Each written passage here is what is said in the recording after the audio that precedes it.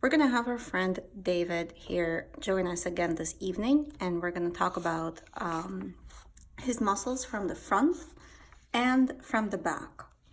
Now, over here, I drew this little skeleton guy, which is a replica of the pose that David has right here. And I'm going to draw some muscles. We're not going to go terribly in depth. I'm just going to kind of go from top to bottom and cover the most important muscles and the important things to see. First of all, I want to cover how really a muscle works. So the important thing to remember is that a muscle has only one function. It contracts. When it's relaxed, it's extended. When it contracts, it's flexed. So over here I have a little diagram of imagine like two planks of wood. In the middle, they're connected by a hinge. So literally just like any body part, two solid pieces that are connected in a joint. Now the muscle is right here. It's attaching at one side and attaching on the other one too. Now this is a relaxed state. It is stretched out. It's not pushing anything together. Now what happens is that it's going to compress. What's happening now, as you can see, is that the muscle contracted. It's no longer flat and long. It's kind of bulgy and fat. And what that does is it literally just pulls together these 2 points where it inserts on the planks. And all that does is that it pulls one plank towards the other. So whenever you're looking at a muscle, you can think about what does its compression supposed to do for your body? Is it supposed to pull one part towards another? Is it supposed to twist something towards something else? And this is also going to help you when you're looking at a body to see which muscles are flexed and which muscles are relaxed and how to draw them. And what we're really going to focus on when we're talking about muscles is look for a couple things. Look for function and look for gesture. So what I mean by gesture is kind of the sweep of the shape that the muscle has and how it affects really the poetry of the body. And you're looking at the body, it's not a symmetrical thing. It has these really beautiful asymmetries to it, and we're going to really pay attention to those. So think about gesture, function, and weaving. I can't find a better word for that, but what I mean by weaving is how muscles dive under other muscles and emerge from under other ones, and how that creates for really beautiful and dynamic outline to the body. The first muscle I'm going to talk about is this one right here. They all have long names, some are short names, but they all have names. You're not required to memorize these names unless you really want to keep going into anatomy, because names are useful for communication, but they're not what you need to draw. But again, you have to memorize them with your eye and kind of gain a visual memory of what they look like and what they do and how they move. So the first muscle we're going to talk about is the sternocleidomastoid, which is connecting right there in this point behind the jaw, kind of behind the ear, connecting to the skull right there. And it's connecting there in the top, and at the bottom, it's connecting right to this point where the clavicle, this is the clavicle, the collarbone, and the sternum, which is this flat area right here, it has this gesture connecting from the head down to the pit of the neck right here. So that's something really you can feel on yourself, and you can feel how different it is when it is relaxed versus when it's flexed. So what this muscle really does, think about it, it's compressing these 2 points together. What it mainly does is twists your head. So right now, just twist your head to whatever side, to like to the left, for example, and feel your neck. You're gonna feel that on the left side, your neck is kind of soft, but the sternocleidomastoid becomes super hard and pronounced on your right side because it's pushing the right side towards the middle, making your head turn left. And you can really feel it. It feels like really solid and flexed. And now put your head back in the front and you can really feel how much softer those muscles are compared to when they're flexed. Now, really think about the gesture of this muscle. It has such a beautiful sweep that, for example, I'm drawing this head right here. You know, you have the head and the jawline, and just a really rough head over here. Just look at how the sweep all of a sudden creates so much dynamic movement within this body. Even though I made just a couple lines right here, you can kind of see instantly the elegance of just knowing how that muscle is supposed to move, how it curves around the neck. Think about gesture. We're not writing an anatomy book over here. We're creating art, and art is about poetry after all. It's not necessarily about precision. Precision can be important if it's a goal for you, but poetry and elegance could be a whole lot more important. The next muscle further down that creates sort of the tops of our shoulders, right here, is the trapezius muscle. The trapezius muscle comes out from behind. We're going to go back to the back in a moment, so I'll show you that. It wraps around from back there behind your neck and comes out like that. There. So it's attaching right here to your clavicle and to your scapula on the back. So what it's actually doing is it's a really big muscle that's coming out all the way towards your neck right there, goes down to your scapula. This is your scapula right here. Kind of goes around your scapula, down all the way down here, and down to about here, and attaches to your spine right there. In some areas it's a lot flatter, and in other areas it's kind of thicker here. So one thing that kind of stands out right away when you start having two muscles is the weaving.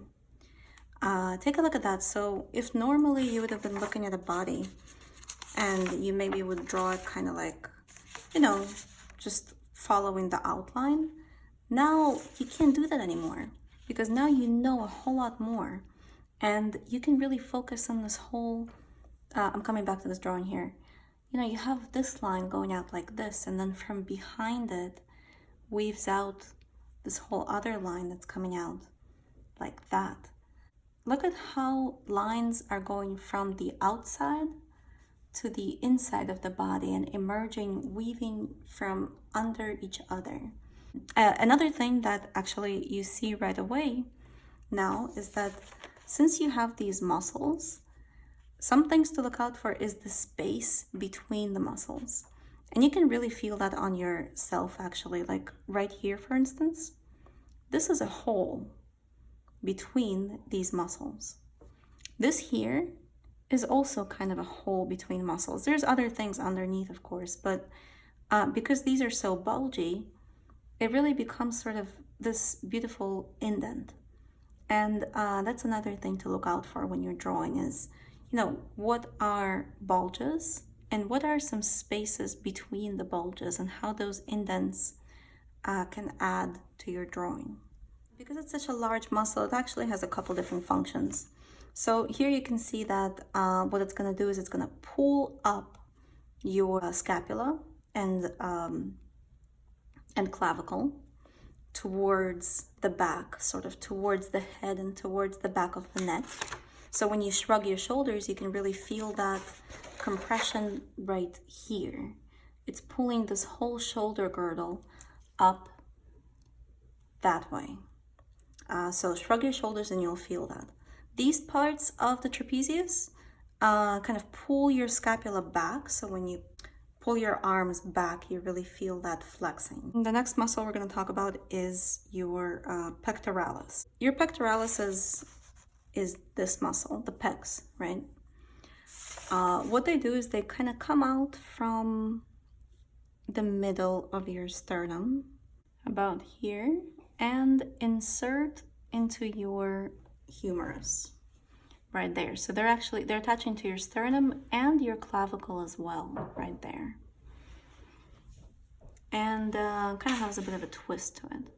So what this muscle is going to do is when it compresses, its attachment is here and here. So when it compresses, it pulls your arm that way. So whenever, if you're at the gym and you're pulling, two dumbbells together, this is what's happening. This is how your pectoralis is working. It's pulling the arm towards the middle of the body. Now, one interesting and really beautiful thing to notice in the body is the relationship of bigger parts to smaller parts. So this is pure mechanics, really. So you have the larger parts in the middle of the body, and the farther away you get, the pieces are smaller and smaller. So the humerus here is, a pretty big bone, but here you see this mass splits into two bones, and they're kind of smaller. Then these are even smaller and even smaller and even smaller in your fingers. What that means is that there's less and less weight also to lift. So the muscles that are here attaching the limbs to the body and attaching different parts of the body together, those are big muscles because they have to carry a large amount of weight. As it gets farther away from the body, the muscles become actually smaller and thinner. So the ones, you can really see that here. You can see the large ones closer to the body, right? The abs right here, the obliques.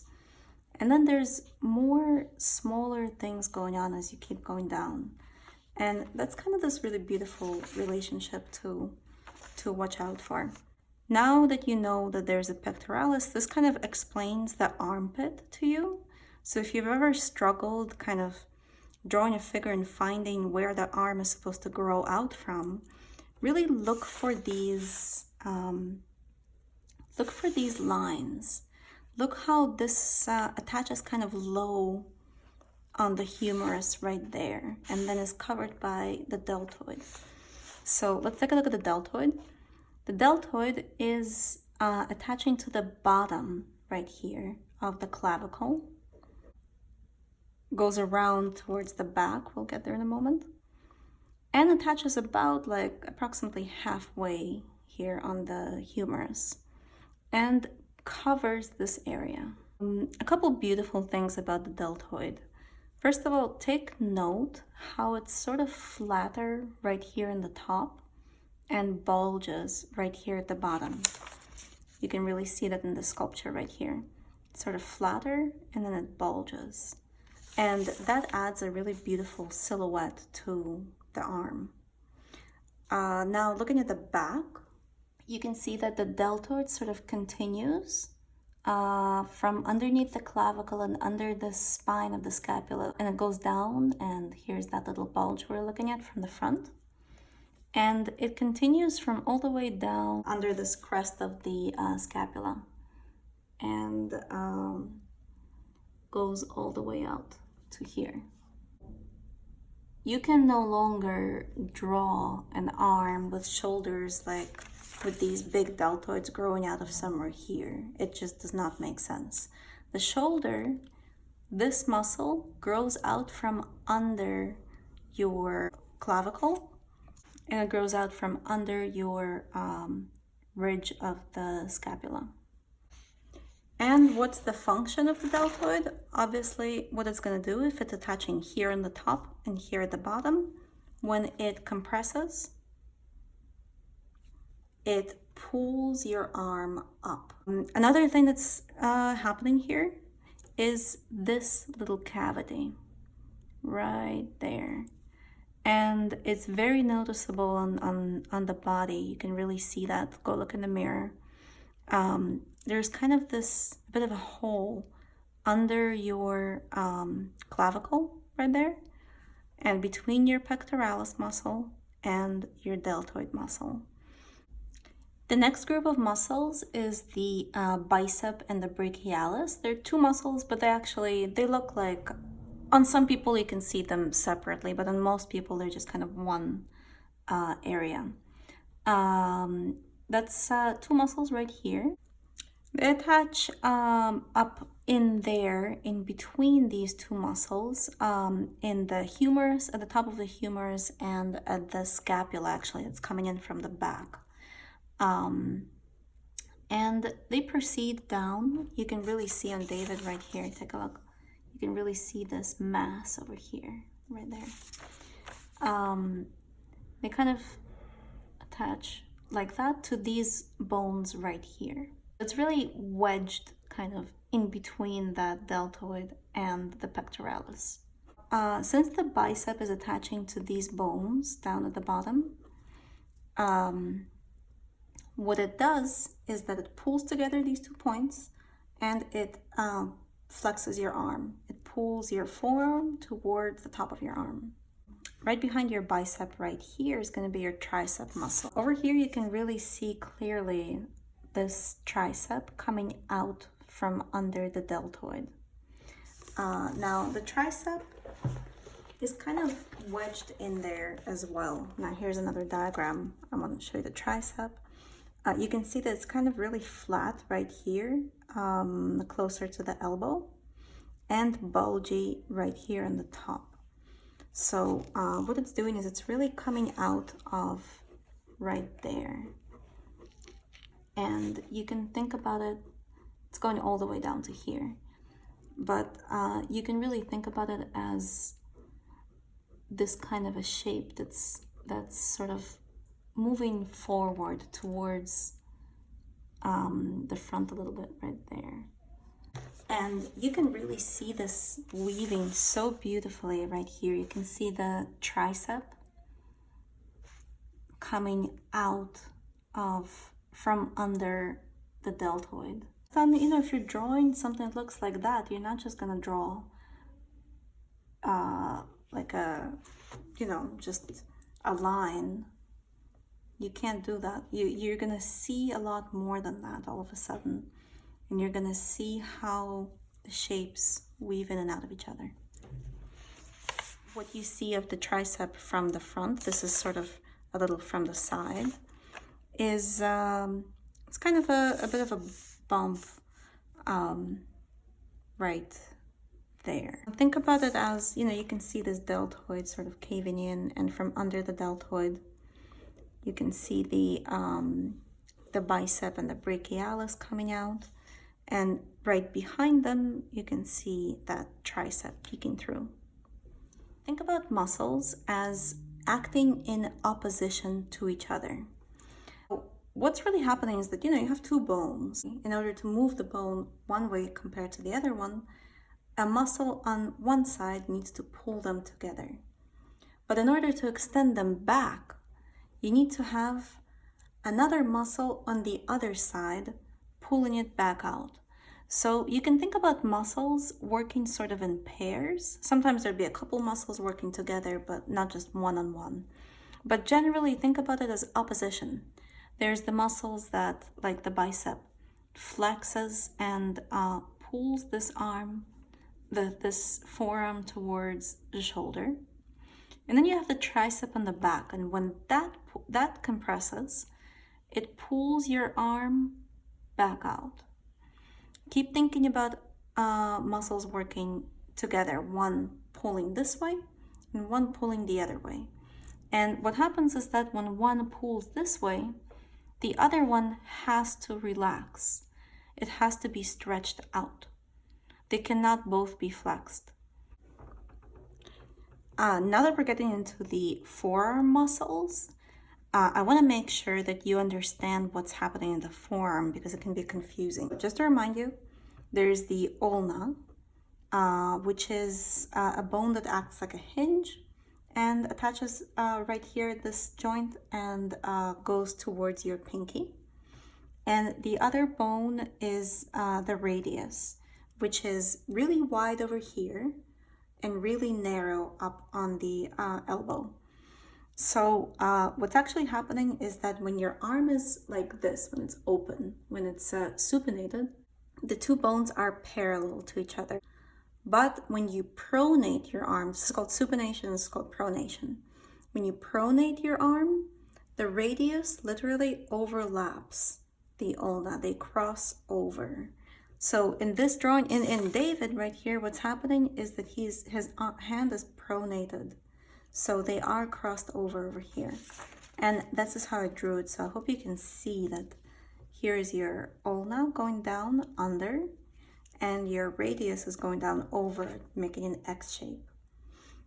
So what that means in terms of the muscles, because all the muscles, all they do is they're attached to bones. So if your bones are moving, the muscles are moving. When these bones are twisted and form an X shape, the muscles follow them and create this kind of dynamic movement as well. Look for 3 groups of muscles down here. The first one over here, that's actually 2 muscles that are kind of wedged in right here in between this bicep and brachialis area and the tricep. Right there. And it's this pretty big mass that's attaching it to your humerus and going down and getting thin as it goes towards your thumb. What this group of muscles really does is that it flexes your arm, like it pulls it up, and it also moves your arm out like this. And you can see that one clearly, by the way, this right here. You see that? And you can see that on most people pretty clearly. The other group of muscles right here is the flexor muscles. What that means is that they are touching up here and going towards your fingers. So what you can do is you can lay out your arm like this and just wiggle your fingers forward, really kind of press them forward. And you're gonna feel in your forearm right here, this kind of wiggling muscles. That is your flexor. So what's actually happening is that the muscle is up here and it's kind of bulky all the way up here. And then it has these long tendons, kind of like long strings that are attached to it and are going towards your fingers. So when the muscle only flexes in this area and then it just kind of pulls the string. And that's how your fingers are being pulled forward. Same exact thing is happening on the other side.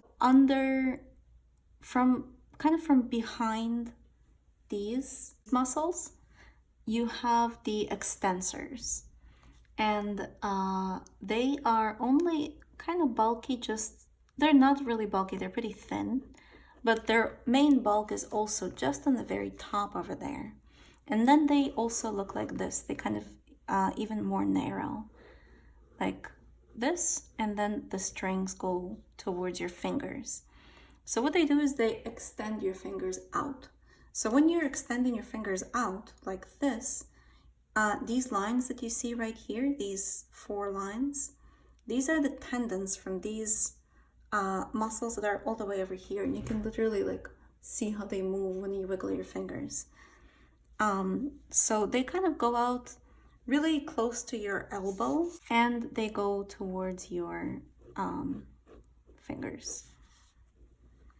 So when you're thinking about this area, really just focus on these 3, these flexors, these extensors. And the flexors and extensors are mainly for your fingers, okay? And these, you can kind of call them twisters. because what they're doing is they're twisting your arm that way, and they also fold your arm up. But you can really see these three bulges very clearly, like right here. You have these, and those. Now, one thing to really pay attention to right here, in terms of beauty, really nothing else, is the asymmetry of where different things are bulging out. So remember when we're talking about the ankles, how one ankle is higher up than the other ankle and they form this nice diagonal line? Look for these kinds of diagonals. So right here, this bulge, these muscles bulging out over here is higher, and this bulge of the flexors is lower. And that creates this really beautiful diagonal line that makes your arm look like this rather than just something that's like that. The deltoid comes up higher and the bicep comes out lower. It's not an even kind of scenario where you look like that. Like that looks like Popeyes. This looks like Popeyes. This looks like the body. The next muscle we're going to talk about is the abdominal muscles, the abs. They kind of go up to your ribs, and they're sort of flat up here. And then they go down and attach to your pubic bone, right there. So obviously what the abs are going to do is when they flex, they're pulling together the front of the pelvis right here towards the front of the chest.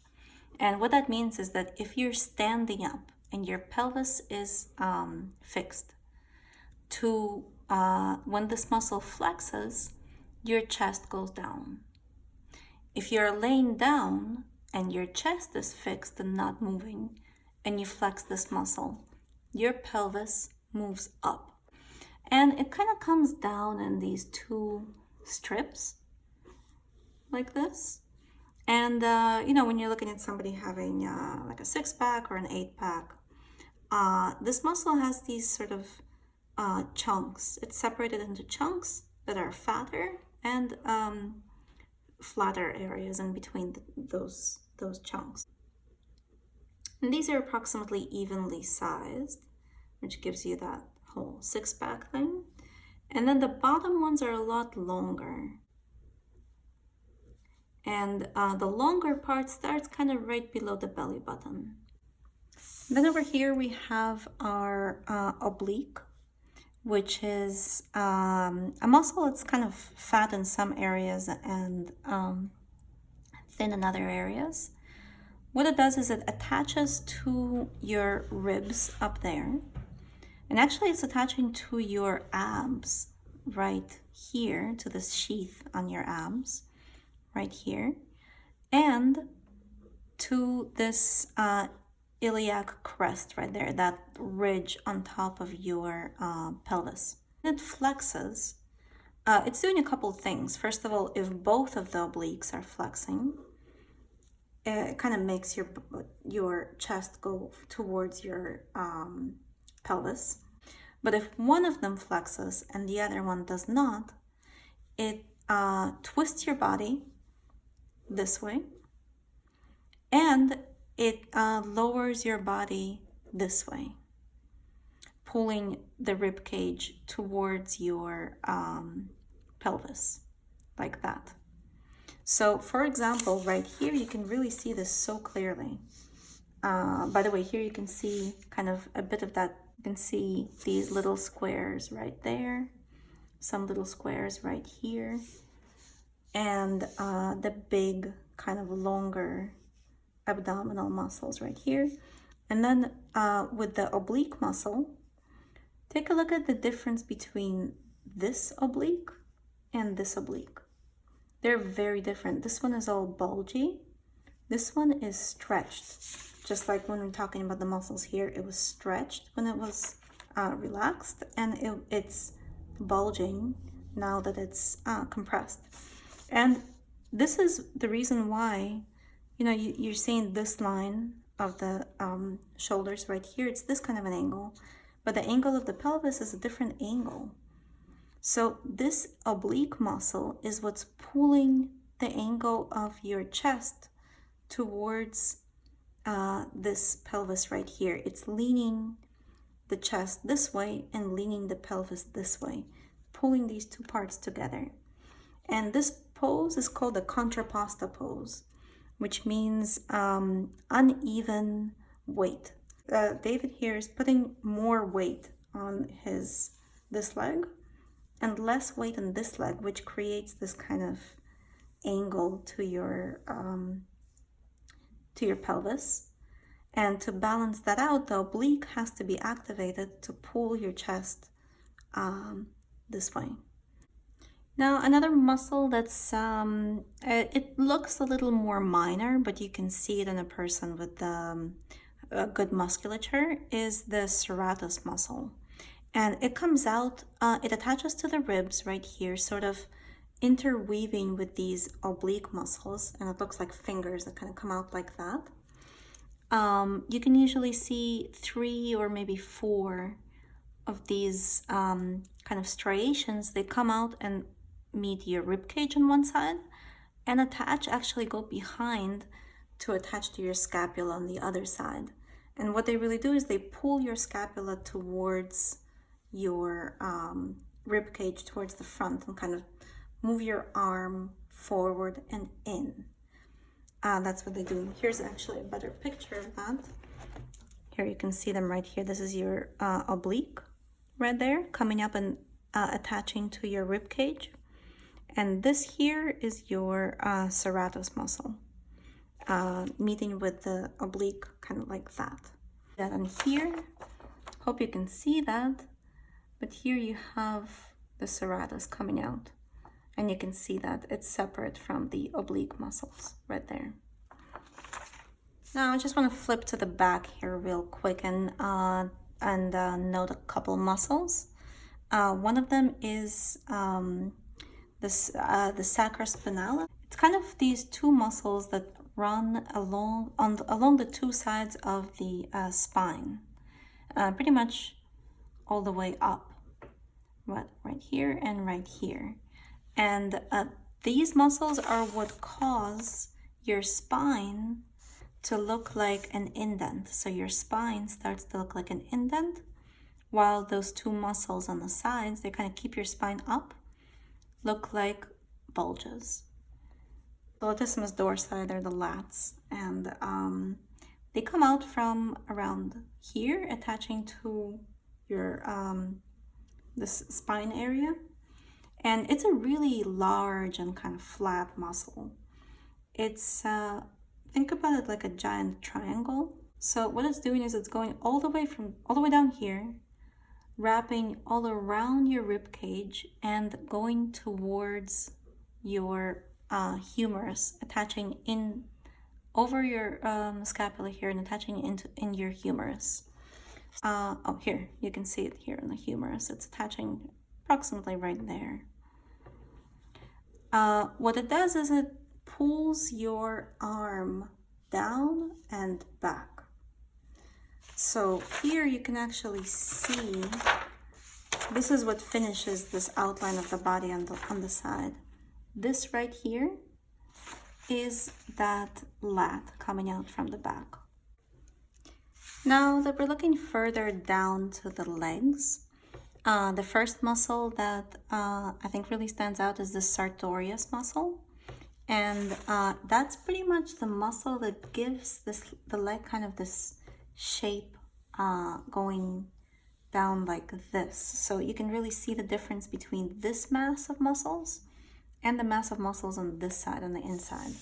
That's the muscle that separates them. It's kind of like a band from your iliac crest right here into down here, going towards the tibia, and really adds this sort of beautiful gesture to the leg. Now, on the other side, right here, there's a whole group of muscles actually that's coming out from under your sartorius. You got the quadriceps, and they're coming out, they're actually, since there's 3 of them, so some of them are coming out of the femur right here, and other ones are coming out of the pelvis. And think of them as a shape that's kind of like, here's one, here's another, and another right here. So what's happening here is that you have sort of this, the highest area that's right here, this muscle. Think of them as one mass, but there's the highest one over here. Then one next to it on the outside is a little bit lower, and sort of hangs down over the knee. And the third one is even lower, and that's on the inside. So keep looking at these things as asymmetries. They're not Popeyes, right? Not that guy. You got bulges higher on one side, lower on the other side. So kind of look for these differences in shape. Think of it as gesture. Something that changes, that has direction, that has movement to it. So really kind of pay attention to that. So, and you can really see this here on David. All these muscles are coming out of here, the quadriceps. You can see the highest one right there. Then the second highest one right there, sort of hanging over the knee. And this one right here. The third one that's lower and starting to wrap around the knee. So what these muscles really do is that they go down towards your tibia right here and attach on the tibia and the patella and up here in the femur and on the pelvis. They pull your leg out like this. They are extensors. Kind of like, for example, if you're kicking something, that's when you're extending your leg, and these are the muscles that work in that case. Now, on the inside over here, you can really see on David, so you have that whole mass of the extensors. And over here, this mass is your adductors. So adducting just means they're adding, like they're moving in this limb towards the body. And they're attaching over here to your pubis and down here in your legs. They really move your leg in. And up here, what we have filling in this space is the gluteus medius right here. And what it's attaching to is this crest again of the pelvis and your femur. So notice still how your femur is kind of sticking out here. I mean, it's covered in some stuff, but this is the widest part of your hips, and this is a bone landmark, so you can really see those hard areas on the figure. The muscle I just showed you, the gluteus medius, it is a muscle that comes out over here from your crest of your pelvis and goes towards your femur. That pulls your leg up. The other muscle, the major muscle over here, is your gluteus maximus. So this was gluteus medius, like a smaller one, and gluteus maximus, a larger one. Over here in the sacrum, over here along this whole line, and it's super round and large and attaches to your femur again. And what this really does is this is one of those muscles, along with this one, that keeps our body up. And really, if you think about it, the gluteus maximus and the medius, these are muscles that are holding up your pelvis compared to your femur. Now, this is what allows us to walk up straight on 2 legs. Four-legged animals, their gluteus muscles are not nearly as developed, simply because they do not need to hold up their entire body on their legs. So we had to grow a much bigger gluteus. And what happened is, we don't know what came first in evolution, really, but once this happens, once your butt gets bigger and your gluteus is powerful and is powerful enough to keep your upper body up, your hands are free. And when your hands are free, you can do all sorts of things with your hands. You can pick up berries, you can, stab a mammoth and that kind of stuff. And once you start doing things with your hands, your brain develops. And it's possible that thanks to the fact that we have a butt is one of the reasons that we became so much smarter, because now we can use our hands.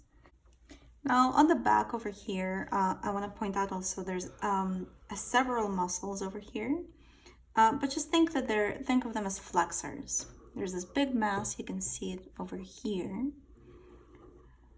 and these muscles attach sort of down here around the two sides of the knee.